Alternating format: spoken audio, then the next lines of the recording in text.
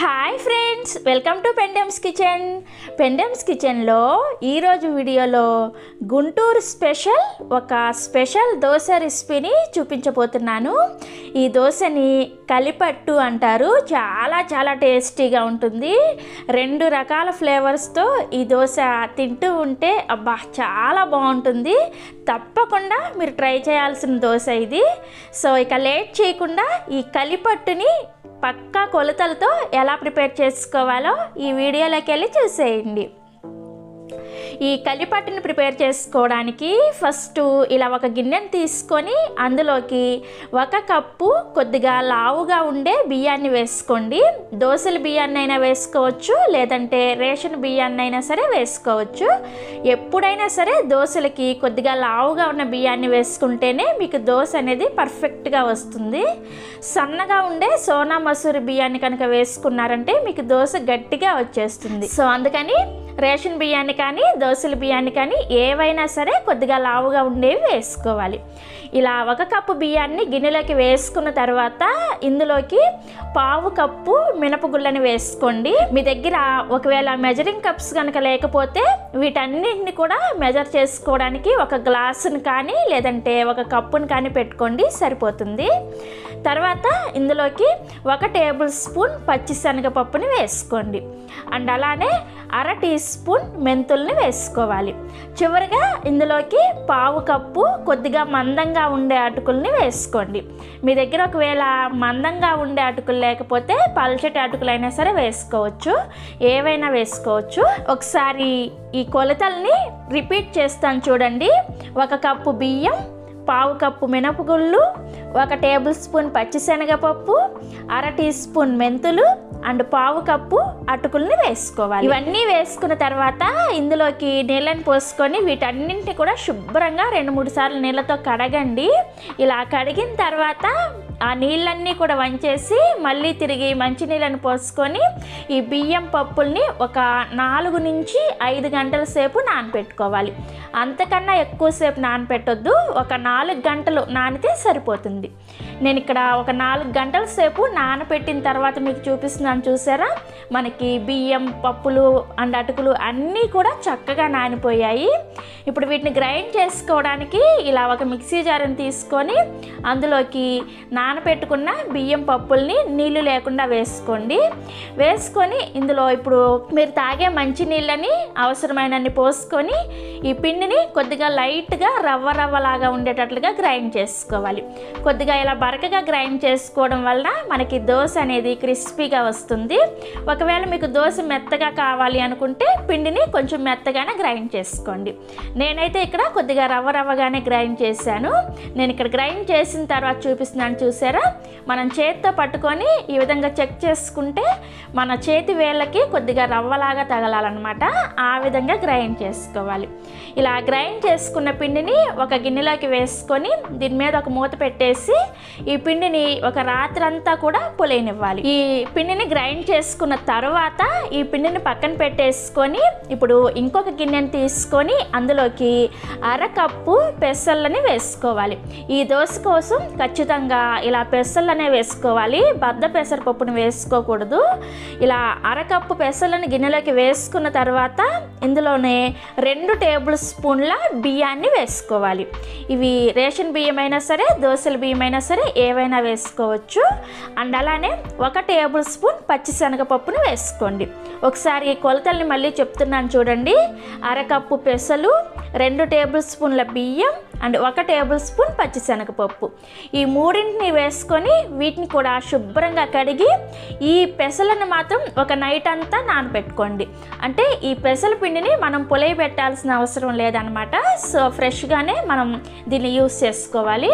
So అందుకని మనం ముందుగా బియ్యము మినపప్పు పిండిని గ్రైండ్ చేసుకున్న తర్వాత మాత్రమే ఈ పెసలను నానబెట్టుకొని ఉదయాన్నే మనం దోశలను వేసుకోవచ్చు. నెక్స్ట్ డే ఉదయాన్నే ఫస్ట్ గ్రైండ్ చేసిన పిండిని చూపిస్తున్నాను చూసారా, మనకి పిండి చక్కగా పులిసింది.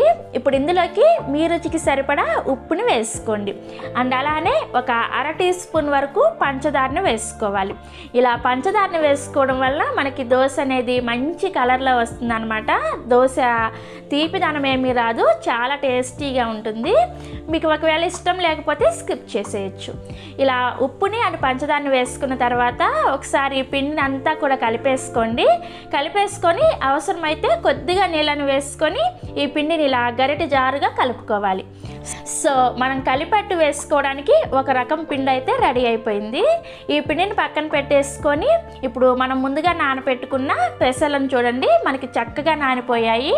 నేను ఇది నైట్ పడుకోబోయే ముందు నానబెట్టేసాను అనమాట.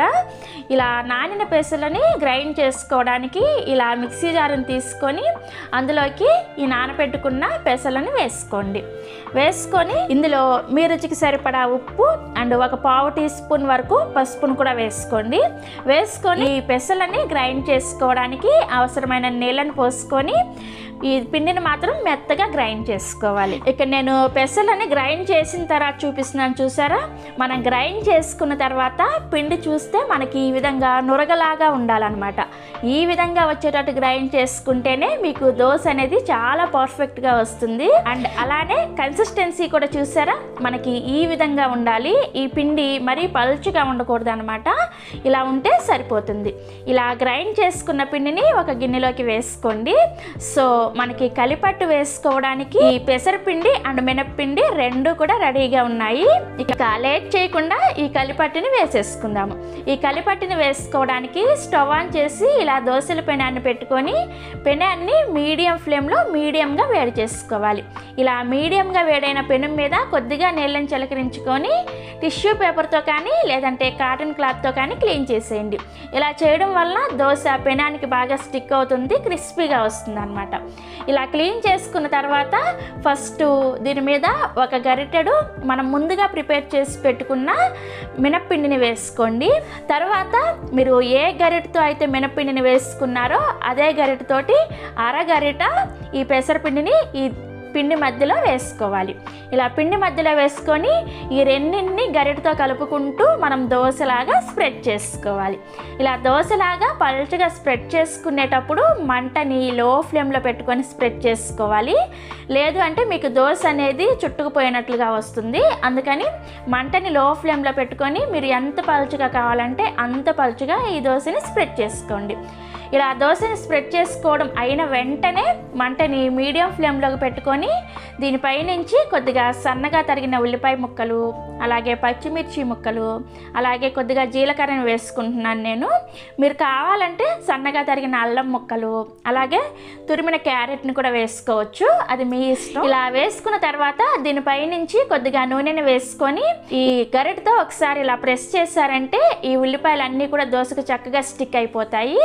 ఇలా స్టిక్ అయిన తర్వాత ఈ దోశని మీడియం ఫ్లేమ్లో చక్కగా అన్ని వైపులు కూడా ఎర్రగా కాలే వరకు కాల్చుకోవాలి. ఇక్కడ నేను మీకు దోశ అంతా కూడా చక్కగా ఎర్రగా కాలిన తర్వాత చూపిస్తున్నాను చూసారా, ఇలా ఎర్రగా కాల్చుకొని మీకు నచ్చిన షేప్లో ఫోల్డ్ చేసుకోండి.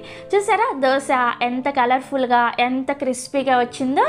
చూడ్డానికే కాదు తినడానికైతే చాలా చాలా టేస్టీగా ఉంటుంది. సో తప్పకుండా ట్రై చేయండి. ఇదే పిండితోటి నేను ఇక్కడ ఎగ్ దోశను కూడా వేసి చూపిస్తాను చూడండి. ఫస్ట్ దోశను వేసుకునే ప్రతిసారి కూడా కొద్దిగా నీళ్ళని చిలకరించుకొని పెనాన్ని క్లీన్ చేసుకోండి. క్లీన్ చేసుకున్న తర్వాత ఫస్ట్ ఇలా ఒక గరిటెడు మినప్పిండిని వేసుకొని అండ్ 1/2 గరిటెడు పెసరపిండిని వేసుకొని దోశని పల్చగా స్ప్రెడ్ చేసుకోవాలి. దోశని స్ప్రెడ్ చేసుకోవడం అయిపోయిన తర్వాత ఇలా ఒక కోడిగుడ్డుని పగలగొట్టుకొని వేసుకొని ఈ గుడ్డుని దోశ అంతా కూడా ఇలా స్ప్రెడ్ చేసుకోండి. ఇలా స్ప్రెడ్ చేసుకున్న తర్వాత దీనిపై నుంచి కొద్దిగా సన్నగా తరిగిన ఉల్లిపాయ ముక్కలు, అలాగే కొద్దిగా నేను మొన్న ప్రిపేర్ చేసిన ధనియాల కారాన్ని వేసుకుంటున్నాను. వేసుకొని దీనిపై నుంచి కొద్దిగా నూనెని వేసుకొని ఈ దోశని ఒకవైపు చక్కగా కాలిన తర్వాత ఈ ఎగ్ దోశను మాత్రం రెండో వైపుకి కూడా తిప్పుకొని రెండో వైపుకి కూడా కొద్దిగా కాల్చుకోవాలి. సో రెండు వైపులు కూడా దోశ చక్కగా కాలిన తర్వాత మీకు నచ్చిన షేప్లో ఫోల్డ్ చేసుకోండి. అంతే, ఎగ్ దోశ కూడా రెడీ అయిపోయింది. మీరు కావాలంటే ఇదే పిండితోటి ఇదే విధంగా మసాలా దోశను కూడా వేసుకోవచ్చు. అండ్ అలానే కొద్దిగా మందంగా సెట్ దోశ కూడా వేసుకోవచ్చు. చాలా అంటే చాలా టేస్టీగా ఉంటాయి. ఈ రెండు పిండిల్ని కలిపేసి దోశ వేయడం కన్నా కానీ ఇలా ఈ విధంగా దోశ వేసుకుంటే చాలా చాలా టేస్టీగా ఉంటాయి అండ్ చాలా చాలా హెల్దీ కూడా. తప్పకుండా మీరు కూడా ఒకసారి ఈ కలిపట్టుని ప్రిపేర్ చేసుకొని చూడండి. ప్రిపేర్ చేసుకున్న తర్వాత మీకు నచ్చితే ఒక లైక్ చేసి ఈ కలిపట్టు రెసిపీని మీ ఫ్రెండ్స్కి అండ్ రిలేటివ్స్కి కూడా షేర్ చేయండి. మరిన్ని Emmy tasty and quick recipes కోసం పెండెమ్స్ కిచెన్ని సబ్స్క్రైబ్ చేసుకోండి. Thanks for watching.